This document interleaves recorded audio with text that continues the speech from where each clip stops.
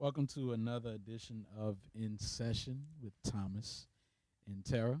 Hey, Thomas. Hey Tara, how you doing? I'm doing good. How you doing?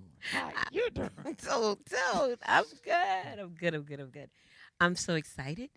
We have our Right. first guest in the studios. Yes, yes. Yay, This yay. is a Alright, monumental alright, moment. It really is. It really The is. Kings is. I want to say the Kings is in the house, but I don't want. Kings Hey, we is appreciate in it. the We feel house. privileged to be here. And the first guest, that's I know. something big. Granny say, "We the king." We the king. You the king. So Jason and how Rhonda. better than to begin our first guest on the show being the The Kings? Kings. All I love it. I love it. Thank you. Yeah, so we're excited, and a few years ago, Jason, you took on an endeavor, and we want to talk about it. Sure.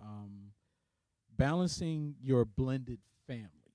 Mm-hmm. And we're just going to jump right into it because Jason, Rhonda, you know what's crazy or what's unique is that everybody that goes or gets into a relationship 9 times out of 10, there's already children involved. Right. It's already the same with me and Tara, the same Right. with Yes. you and Rhonda. Yes. Mhm. So let's talk about that. Okay, sure. Let's talk about it. Balancing your blended family. You said, and you mentioned before we started this episode, you mentioned that the both of y'all lived it. You wrote it. Mm-hmm. What was the inspiration, Rhonda, Jason, behind you actually Yeah. behind you writing that book?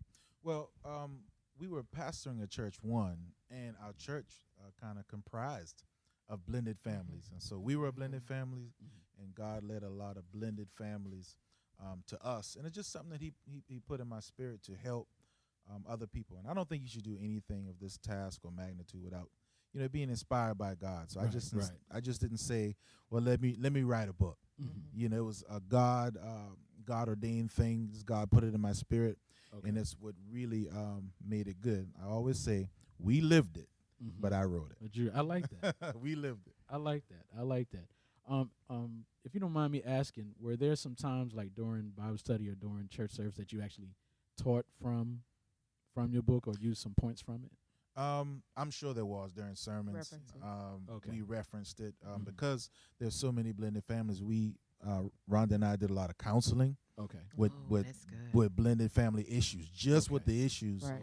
Okay. that deals with blended family. And when I had the book release, I read some snippets and we talked about different chapters from the book as well. Okay. Well, let's start out by why don't you tell the audience the dynamic of your family and how your family, was blended, if I could say that. Okay, well, I'll start. When I met Jason, I already had 2 children, my 2 older children. Initially, I did not know of, well, to my knowledge, I'll just say this, to my knowledge at the time, Jason didn't have any children. Okay. It was when we were dating that I found out that upon him ending one relationship that he would be then expecting a child. Okay. And so Okay. that's how that was about. So that relationship had already ended, and then we found out afterwards. Wow. Okay. And so that was to start out with the blended family. I already had my own dynamic going on with that.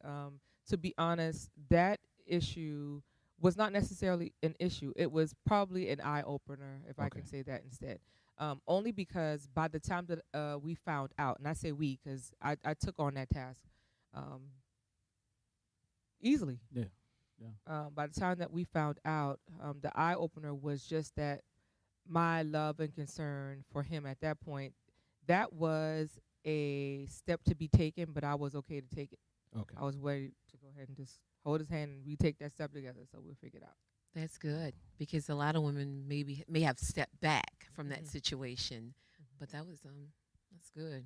That's good. That is. I was afraid. I bet you was. That was a very difficult situation to be in, and I had just met someone beautiful, and we were growing our relationship, and then I find out from a previous relationship That the baby's that on the way. a baby is on the way, and I talk about it in the book. One thing about this book, the first few chapters is kind of like our love story, how we met. So I saw that. I was if reading it. anybody's I was nosy, reading just go ahead and get the book if you want to be nosy. All right. It's how we first met and the dynamics of that, and I talk about that that part of it, me having a child on the way and having to talk to her about that, and she really affirmed me in that matter and showed me unconditional love, and it's one of the reasons that I continued to fall in love with her when that happened. All right now. Wow. Shucky ducky quack quack. I love Rhonda it. had I to love look it. away on that one, Tara. I know, right? I sure did. When Thomas, when you and I started out, I was a single mom with 2 boys. Right. And it was a little different because my oldest son, he had cerebral palsy, so he was in a wheelchair and he'd never walked a day in his life. So it was a little different.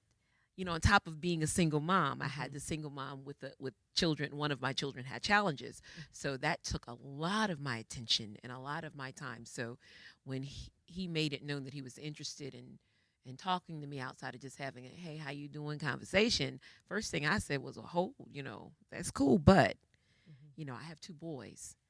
And that makes me a whole lot different than any other girl you might want to holler at because I don't take that lightly. My sons are very important to me, and they're an important part of my life. And so if you're going to be a part of my life, they're going to be a part of that dynamic. And he accepted that. And then I found out that, he shared with me that he had a daughter.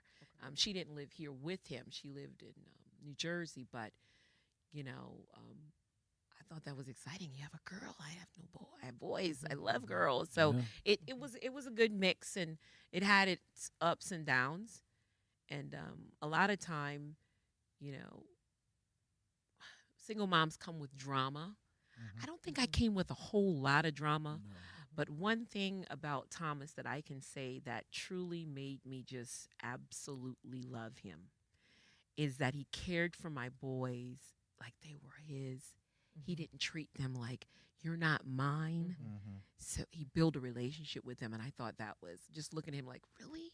Okay, maybe, this is the one. I don't know, but it just made me absolutely fall in love with him. And then I can even go further and say, when I had a disagreement with the non-custodial parent, Thomas was always the mediator. Okay. He built a relationship with my children's fathers. That's great. And he was that mediator that stood in and said, "Hey, now let's work it out."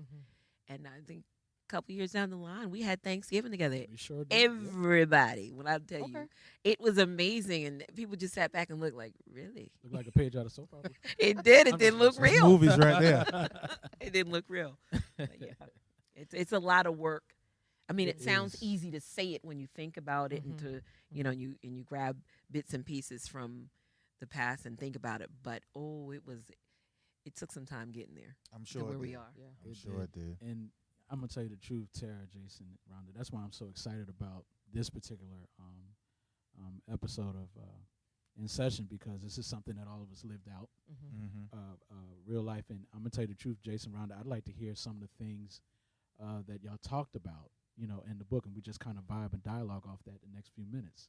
Okay. Because I'm sure I purposely didn't want to skim through or anything, because I wanted to hear what you put down, so I could put my little I don't know, put my little stand on it and be like, yeah, well, this is how we did that, or this is what happened with that, But what are some of the things that y'all actually discussed or attacked, or what are some of the issues that y'all talked about? I actually had a question before you. Oh, you did? Okay, go ahead. Yeah. How do you deal, like, if you have a family that comes to you and we got baby mama drama, how do you deal with that?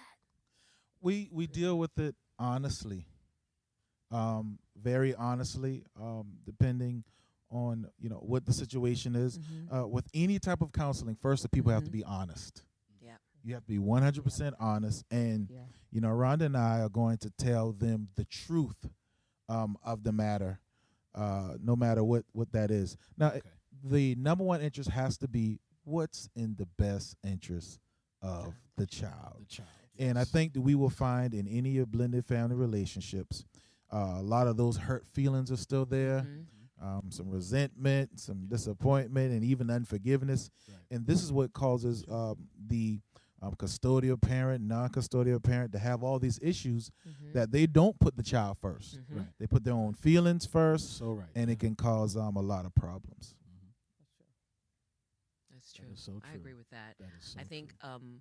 we had some friends, I think they had not resolved their relationship. They had not completely dissolved their relationship, so there was a whole lot of feelings still. And then one of them moved on.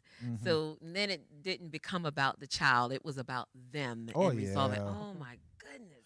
Just be honest and Yeah. say where you are, and that would just help everything. And for your listeners, they have to be careful, not to use the child as a pawn. As a pawn, you are so Yeah. right. And I want to get back at Yeah. this person, and since you didn't do this, I'm going to use the child to do this, Right. and it is really unfair to the child. It's immature. And for It those is. who It are, really is. and I know there are hurt feelings, and I Oh, won't yeah. Oh, yeah. go over that. Mhm. And for someone out there who may be listening, you have to do your best to forgive, get over those hurt feelings.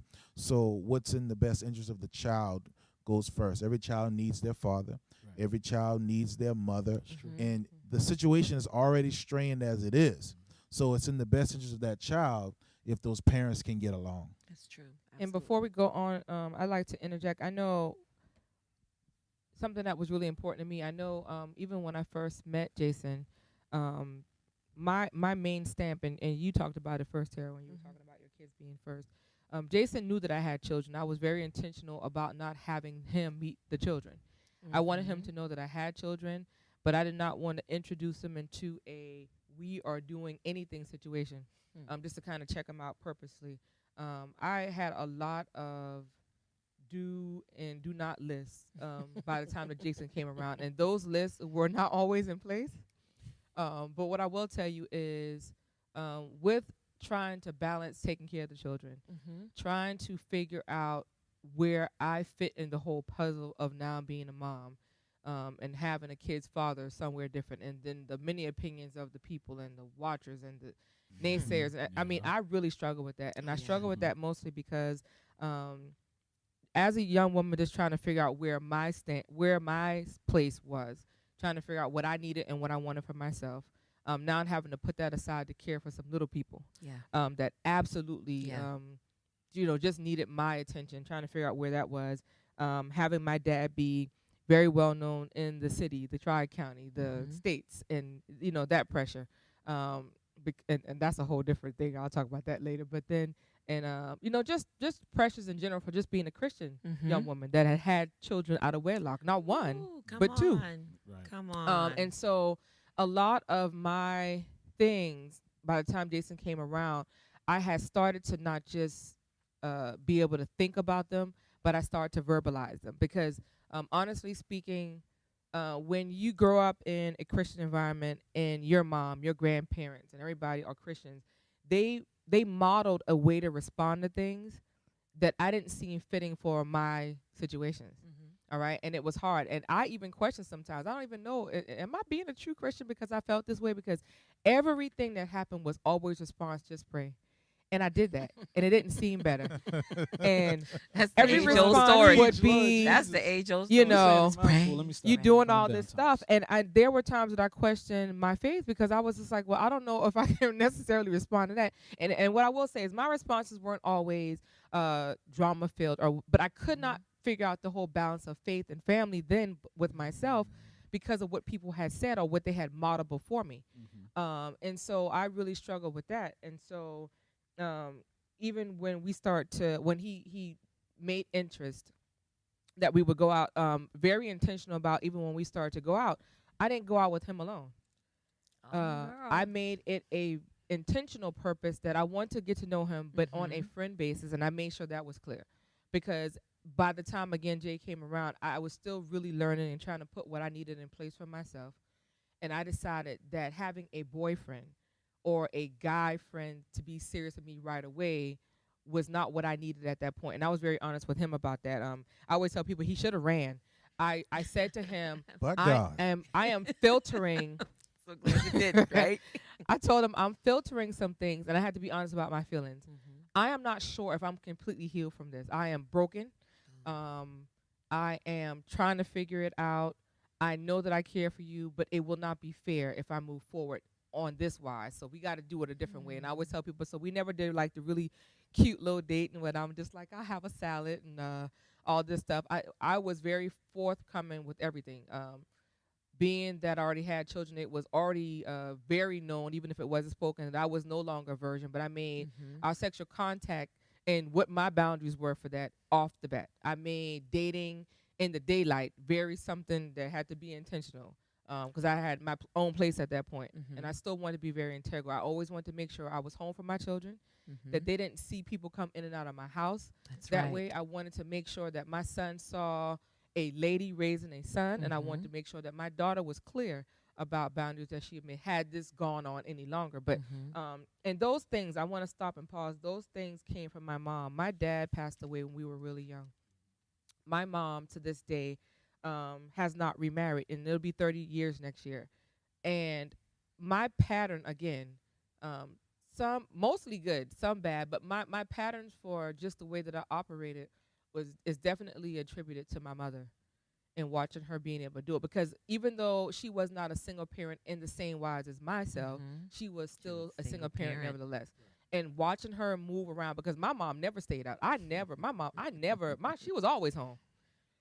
There were standards that she had, and we just knew it. We heard her say it, but more importantly, we watched her practice them. I like what you said about setting boundaries. Rhonda, you could teach a class. I'm just telling you. sure could. Because can. as single Oh, moms, yeah. first of all, like we have to be careful because there's already a stigma attached to Right. us as, oh, they're already doing it. So Right. it's just, Right. is she And I easy? wasn't. And you have to watch, be careful about the men that you get into relationships That's with right. because you don't know. How did you know Jason was the person that he is? How do you know he wasn't just that one that just wanted to hit it and quit it?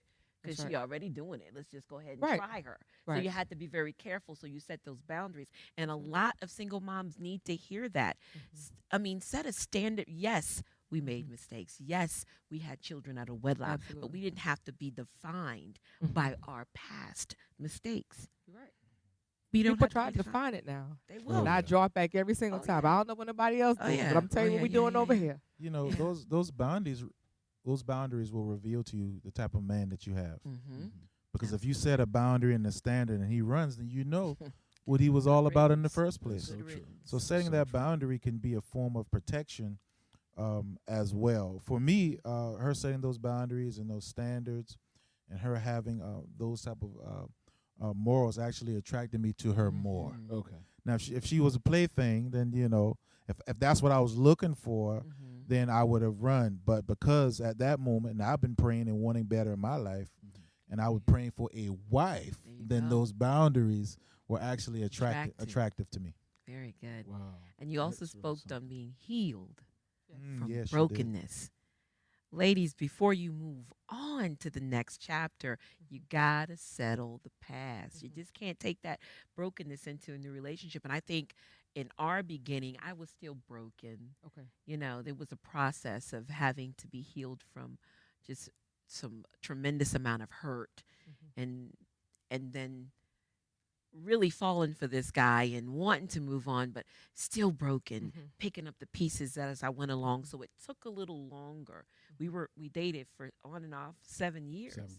Yeah. Okay. before we both got real serious. Like, this is what we really want. So it takes time. Don't rush into nothing. Be You're right. healed from the brokenness before you move on into the next, or it's going to be a mess. It's going to come You're out right. in the wash. Eventually it is. Sometimes people use new relationships as band-aids Mm-mm. over wounds that have not been fully healed. Gonna bleed out. Instead of, like you saying, instead of being healed, and you have to be careful. Well, I'm going to use this person to get over what happened to the last thing, and then you find yourself broken again. So people have to be careful of that. And then on top of that, having children. Yeah. I love where this conversation is going, but Jason, again, let's talk about just a few things that some things that you wrote about in the book. Okay, well, in chapter 4, we touched on it a little bit, but that chapter is named Tug of War. And I just read, just a couple of lines. It's you and me against the world. Rhonda and I use this saying a lot in our marriage. It simply means that we will not let anyone divide us or control how we manage our home. And I have a key point on the next page that says, a person does not have the right to manage a home he or she does not live in. And so in blended families, we have that Wow. issue to whereas, this is my son, this is my daughter, this is how I want them to be treated. And people from the outside, the non-custodial parent, trying to run how you manage your home. And if the two who are in the relationship together don't fortify, don't unify, and get on the same page, then there are going to be serious issues that come into the home. That's true. I think that the non-custodial parent should be respected. I think the Absolutely. non-custodial Yes. parent should be heard. Absolutely. And so if you can have a good relationship where you can talk about things, then you should do that. But the non-custodial parent has to understand that you can't run Right. or you can't manage someone else's house. And I think I wrote in this chapter as well, when I was talking to my son's mother, then I would suggest. Because I There know you that go. I know that Suggest. the final paint it doesn't belong to me in that case. Mhm. And these are one of the things that we have to deal with us being having children out of wedlock. Mhm. It's one of the things we have to deal with. Yes. Another a person that may be able to interject in that, like I know I was living with my mom and my dad, Okay. and so they were a great support system for me with Okay. my boys. But then when I moved out and I was still a single mom before I met Thomas, my mom and my dad still had a tremendous amount of say because they Mhm. helped me. Mhm. And so that's another, you have to be really careful with not just the non-custodial parents, but your Oh, parents, Gotcha. the support system, uncles and aunts Oh that may my have helped you out. gosh. 'Cause- You are talking, Mhm. and everyone has to know their boundaries. Boundaries. Have to know their roles, and we appreciate our parents. Mhm. And we are careful of this as well. As our children grow older, we go to maybe giving them some advice, but not telling them what to do. There And you go. even if they don't do what we think they should do, hey, they are adult children, There you go. and it's gonna cause issues. Mhm. It's gonna cause issues. So you're right, Tara. Mhm. Very right. Yeah, because I must admit, because I know your children are older, so am I. They're grown now, and there's certain things you just want to tell them. Look, I think you should do it this way. I Mhm. strongly suggest. Strongly suggest. But at the end of the day, it's their just decision. like you said, Jason, they have to make that decision Yes, sir. for themselves. Let's jump into this dynamic because I know that this happened with you guys as well. You had your two children. You had your daughter, right? Son.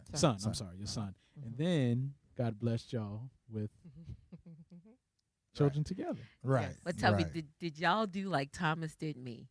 How was that? Babe, we good, right? Cause listen, That's what listen, I y'all. said. I Listen, was he was good. negotiating. Cause I was good. you mean we got the boys, we got Yep. my daughter. You That's know all they we need. preteens. We Mhm. good, right? Yep. I said just one more. We need, the tie that binds I us was all good. together. I was good. Then I 3 promise you I was children good. later. 3 children later. That's The enough. overflow. Yeah. What? Exceeding abundant. That's One it. came, then the second came, and then that's another show right there. The third came. Lord help us, Got you. Jesus. But let's talk about that dynamic. Yeah. Well, for me, it would have really not mattered one way or the other, I don't think. I think that if Jason had said at any point, we're good, Mhm. that I would have been okay. Mhm. And that's only, again, teeter-tottering with parenthood in general based on what I had already experienced. Mhm. Not sure really, I don't know, we'll Yeah. see kind of how that goes. But once we talked about it, because I think before we even mentioned it, maybe he had his own thoughts about it. I know I definitely had my own thoughts about it. But once we got engaged, or even leading up to that, I'll back up a little bit. We started talking about children and the possibility. I never was totally against it. I will say that. I was never like, nope, not having no more. I'm done. I'm finished. But then we would start to talk about, well, if we decide to have kids, how many are we going to have? Because it had to be a limit now.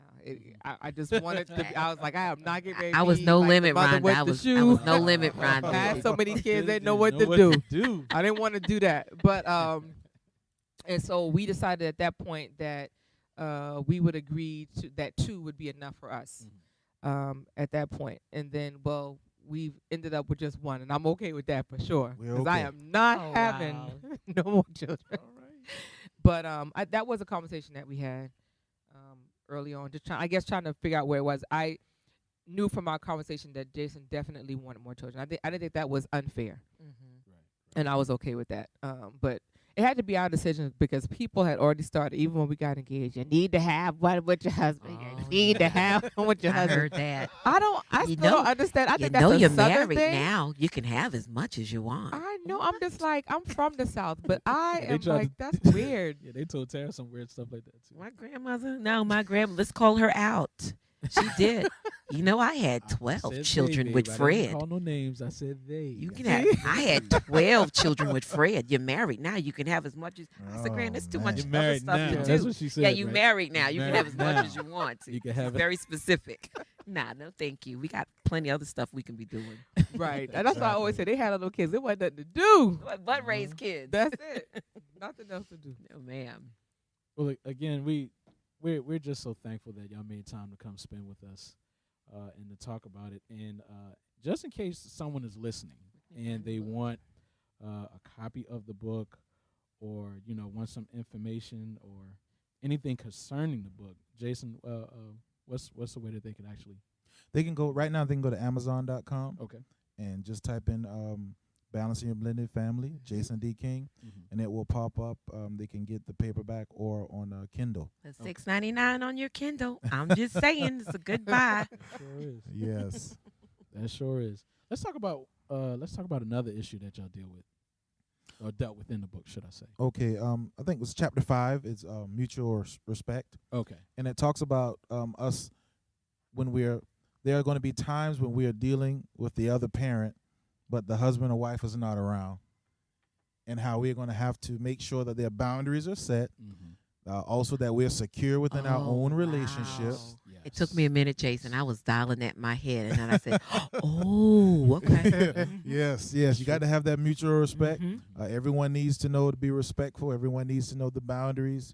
Right. And definitely you have to, if you have insecurities or jealousy, you have to learn how to deal with that as well, because you just can't say, well, I don't want you around this person, because they're gonna have to. They have children together, Absolutely. Right. and so but there's a Absolutely. mutual respect that has to be there for each other.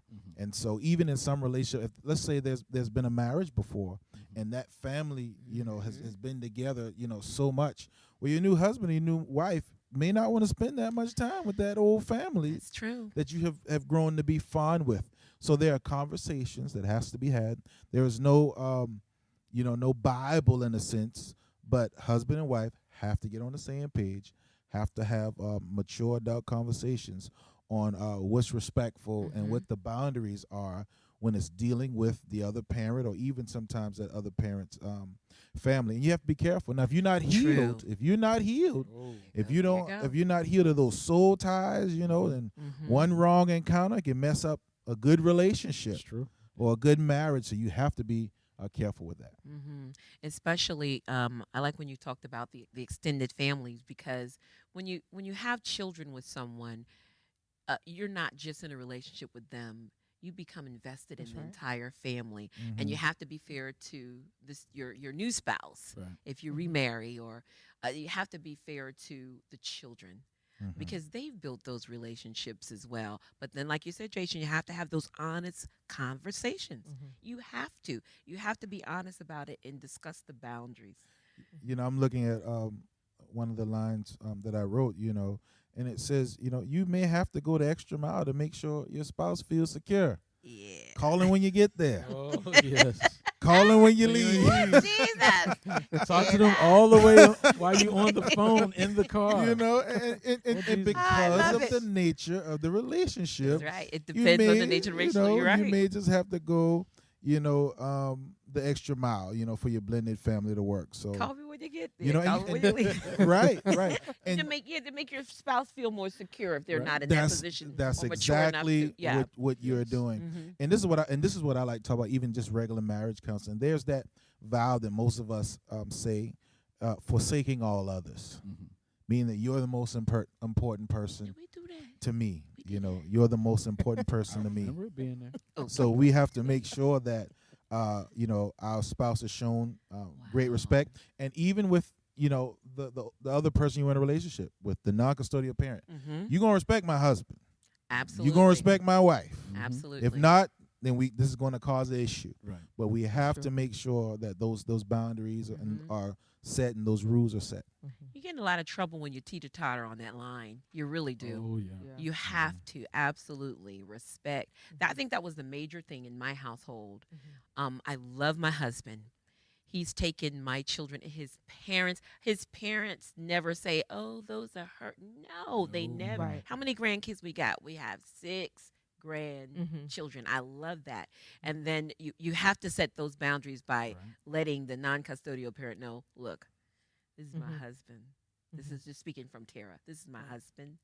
You know, he took on and that person's gonna know that you took Mhm. on the responsibility of actually rearing those children. But it's up to that woman or up to that man to say, look, the respect has to be given, That's right. Right. or they Now, will I cross the have, line. I have gone from, and I think again, just watching the Christian models of responses and stuff. But I'll tell you what, I would have considered myself super passive, to the point of if I felt it or thought it, I didn't say it necessarily. Um, I grew into not having that problem at all, and so there were definitely things that I finally just had to say. Mm-hmm.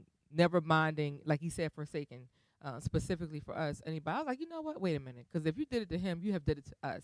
So that's just how we gonna rock it out. Mm-hmm. And I just setting up boundaries with them too, because I had no problem setting up boundaries for myself, singly speaking. Mm-hmm. That was easy because I felt responsible for me, right, and Yeah. for the kids. But Yeah. when we were married, I actually grew into being able to do that and accomplish that. I'll say that I am not sitting here today saying, "Oh, I just did that automatically." Mm-hmm. It was a transition to be made, Mm-hmm. a transition, conversations to be had for me to get to that point.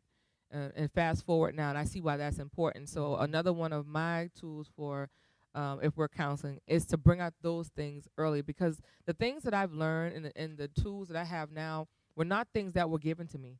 They didn't come in a toolbox. I didn't even get a toolbox. It was just me trying to figure it out. Girl. Again, everybody that I knew, I never knew a single parent Mm-hmm. growing up. I really started to think about it like, dog, do I know anybody that was? Because Wow. everybody that I knew from our church environment had spouses. And so I did not know. And so a lot of my figuring it out, and even as far as even like dating, and we talked about the boundaries there, but once being married and even moving forward from there were things that I had to learn because I had no example. Mm-hmm. And so when people then would say, I would do this, or if I were you, I would do this, and I was like, wait a minute, Wow. you don't have the tools to give me for that. Wow.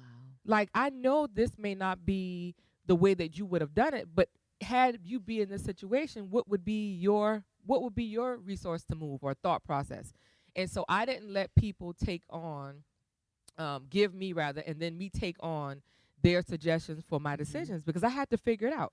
My mom, as loving and as kind as she is, she couldn't help me with those decisions because she had She had a not that spouse. experience. You know what I mean? Mhm. And so those were things that I had to do. And I'm telling you, from being super passive to then, I know now, and I've even talked to my adult children about it now. I said, any decisions that I made, even if you did not understand it, just know, never being perfect, but every decision I made was the best decision that I thought at the time, Mhm. because I really had to figure it out stuff. I had Yeah. to figure it out amongst criticism, negativity, conversations, backstabbing, just whatever it was. The church people it was really difficult. And I took it on in a way that it would physically manifest for sickness. I didn't know at the time, but I'll be honest with you. I was a functional depressant. And I would have not been able to say that at the time. Mhm. Because of my nurturing and what I watched happen with my mom and my family, just love on people, Mhm. I was able to get through it. But looking on it now, I was simply depressed. My actions and my movement and my strength came from knowing I had something to do, Mhm. but it wasn't because I think I could fully go through it. And I think the thing that saved me is having something to do, having those kids there to help me, because I couldn't. I really think of the times that I sat home and just didn't really interact. I think of the Mhm. times that I had enough strength to make sure the kids ate, that they had baths or whatever, but that I just sat there because I Mhm. could not figure it out and I couldn't verbalize it. I learned very early not to trust people. There you go. Mhm. I have to be honest about that. And so with honest and true feelings and explaining it to people that had no idea about what I'm talking about made me withdraw. And I operated in depression for years. And I'm telling you right now, and I bet you if we had 10 people, 9 of the people who were around me never knew it. They never knew it. That's very powerful, very profound what you said, because you're sitting across the room from somebody who can absolutely agree and said, I did that too. And it was because you didn't have nothing to pull from. My parents were married. My parents were married. Mm-hmm. No guide. And then the church criticized you so much. Absolutely. So you tiptoed around what you could do. Even sometimes I didn't want to be there because I felt judgment Mhm. all the time, just all the time, and constantly trying to do things just trying to supersede what they thought so I Mhm. can do it more than just right. I got to be excellent at what I do because I I know understand. if it was almost and not quite, then they just look at me like, yeah, she the same person, you know. Mhm. So when I was alone with my boys, every day was a struggle. Mhm. I made it, but every day was a struggle. I say judgment was my accessory. Hmm. I walked in expecting to be adorned in judgment Mhm. wherever I went. Just kind of I did. and walked through it, got through it, went home. And it should not be this It way, should not. especially in the church. Now, Scripture tells us when a brother is overtaken in a fault, brother or sister is overtaken in a fault, those of us who are spiritual, Hmm. restore them. That's what the That's word your says. next book. That's what the word says. Restore them with a spirit of meekness. Meekness, that's So what it it says. says to us that we deal with a lot of church people, not saved people, Not safe. or a lot of church people, not discipled or Mhm. spiritually mature people. And one of the things we have to consider in life in general is treat people like you would want to be treated if it Mhm. happened to you Yeah. or someone or your family. Yeah. And like you said, there is no Bible. There's no guide for this. Nope. There is no guide. So I don't know what they were drawing from, but they had nothing to instill in us. So then judgment was there. It was what they always had. I think they're well and drawn from was simply perception. When I think Mhm. about it now, it was just all about perception. Perception. And so the people's responses, whether it was behind closed doors or in front, were just basically off of I don't want people to think or see me in a different kind of human light. I got to always be spiritual. So hurt, we gotta tuck that under, and realities we gotta tuck that under Mhm. because Jesus gonna come down here, he gonna fix it. Mm-hmm. No matter how bad it is, how bad you feel, just wait for him to do it. Mm-hmm. And it covered so many things, and so you go from under the carpet, never mind under the carpet, like just mountains of stuff because your reality was that you had to make sure that you were aware and that you cared about the look of a thing. Mm-hmm. And see, that's what got me in trouble because I started not to care about what it looked like. I said, you're not going to kill me. I had to Wow. physically think to myself, I'm holding too much. I can't take it. And I would hear older people say when I was younger, what did they say? Old pipes burst or something like that. Pressure burst. That's what it is. Pressure burst pipes. Okay. But in my depressive state, I wouldn't have been able to verbalize that, but I could literally feel myself Mhm. deteriorating. When I say that, people have no idea what I'm Mhm. saying, but I felt like besides walking and having body, I did not have life. Wow. I didn't have it. Guys, once again, we want to remind you that you can get Jason King's book. It's not entitled Blended Families. What's the title, It's Jason? entitled Balancing Your Blended Family. Balancing Your Blended Yes, Family. practical tips and insight to help your blended family work. And we talked about not having, a Bible or a manual for certain things. And so that's one reason why There it is. I believe that, I was kind of, commissioned to write it, to help. And if anyone knows me, I just try to help. If it's through my Facebook Mhm. page or whatever, I just want to help people. He helps make me laugh, just everything. And we appreciate you guys. Once again, thank you Our for pleasure. being our very first Thank guest. I you. thank God for leading me that way because it was meant to be today. Yes. We had a few issues with the recording today, but we'll fix it. We'll figure it out and get it all out to you guys. Hopefully you can tune in and you enjoy the show. Don't forget to like, Comment share, or share. and comment. And send us your ideas for the show, because it's just not always about us. We want it to be about you too. Remember, we come on and we talk about things dealing with our faith, our families, and our community, and you are a part of this community. Thanks for joining us, guys. In Session with Thomas and Tara, featuring the Kings. All right.